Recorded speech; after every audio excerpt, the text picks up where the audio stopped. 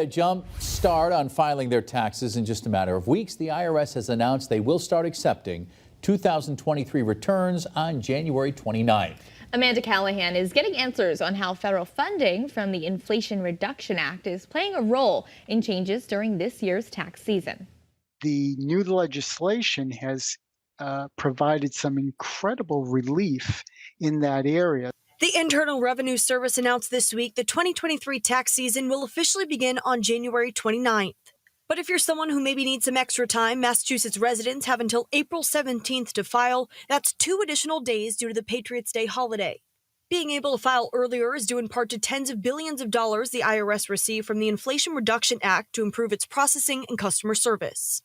Some of the new and improved resources include extended hours at taxpayers' assistance centers, improvements to the Where's My Refund service tool, enhanced paperless processing, and eligible taxpayers will be able to file their 2023 returns online for free with a new pilot program called Direct File.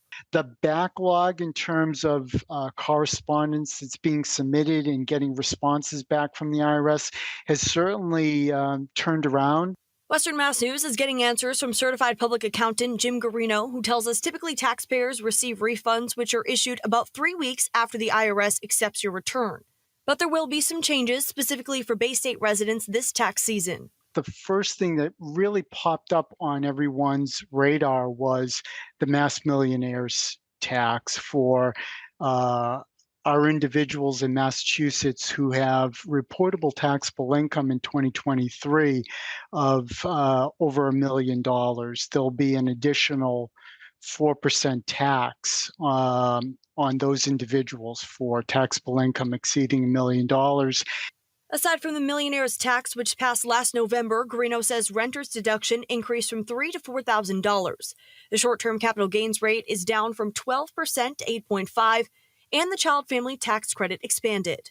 And another change, the estate tax exemption went up from $1 million to $2 million, meaning anything lower than that new benchmark will not be taxed. For my retirees who are well below that $1 million threshold, knowing that the estate exemption has been expanded, there's been less talk of looking to move out of the state. Garino tells Western Mass News, while many changes are positive this year, tax experts are already looking ahead to January 1st, 2026.